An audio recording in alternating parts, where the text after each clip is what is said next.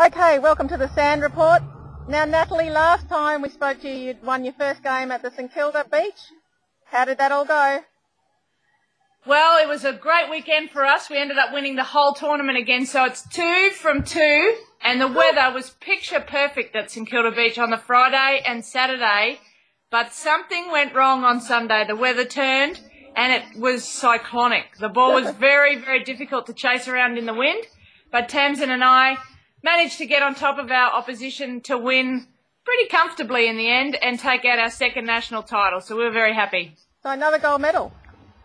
Another gold medal to the collection, yes, and I handed that one over to my coach, Steve Anderson, so he received that around his neck and was very proud. Very good. When you go into a competition like that, do you believe you're going to win it?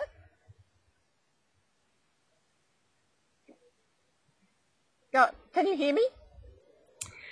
Yeah, that's a great question. Usually when we enter anything in Australia, we absolutely believe we can win the tournament. When we enter internationally, there are a few teams that we haven't beaten. I've played one of the Chinese teams probably 10 times and haven't beaten them. I've played a US team maybe the same and haven't beaten them. But the rest of the teams I've beaten at least once. So you do internationally, you go into the tournament looking to get on the podium, and that would be a great result to finish up with a medal. And so where have you been this week? Well, this week's been training in Adelaide. We've been in a national training camp in the AIS in Adelaide. So we've been with Bakara Palmer and Louise Bowden, who are our top Australian women's team on the ranking right now.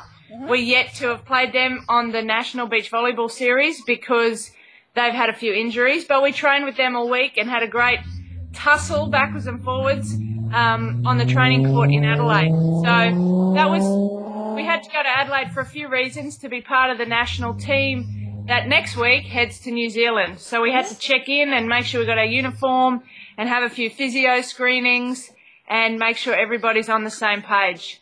So you go to New Zealand next week? Yeah, next week's New Zealand. It's one of the Continental Cup qualifying events in it's phase 2. And the final of the Continental Cup will be in June, just prior to the Olympic Games. Wow. So you're back home in Brisbane. What does your week look like coming up? Yeah, I flew in late last night, and today was a lot of meetings to do with Sandstorm. Unfortunately, there's not as much recovery as I would like. I had a massage. I did have my hair cut. I went through a lot of things today, and hopefully I get a break over the weekend before heading to New Zealand next week. So packing, it will look like a lot of washing of the clothes, pack them straight back in the suitcase to get ready to go away. So do you do any training or weekends off? No, depends. It depends. This weekend I will have physio and Pilates tomorrow.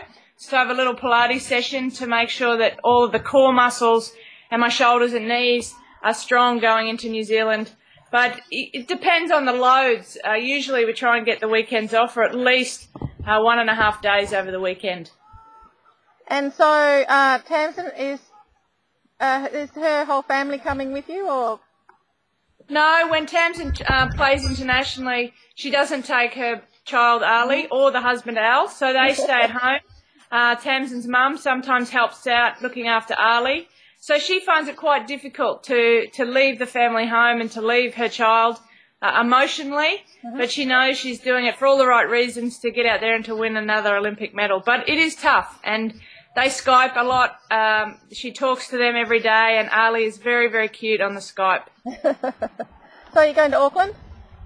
We fly into Auckland, and then we have a 2-hour drive to Mount Maunganui, which is, I've never been, but it is supposed to be the highlight for beach volleyball in New Zealand. So I'm looking forward to that, and we'll play teams from all over Oceania. So Vanuatu, New Zealand, Fiji, those sorts of teams, and the top 3 teams will progress onto the next round, which will be the Continental Finals in June. Fantastic. So we'll look forward to talking to you in New Zealand. Yep, stay tuned. We have to follow the timelines. We've got to make sure we get our timing right so that I can have a chat to you from the North Island of New Zealand. See you then. Yes. Bye. Fabulous. Thank you.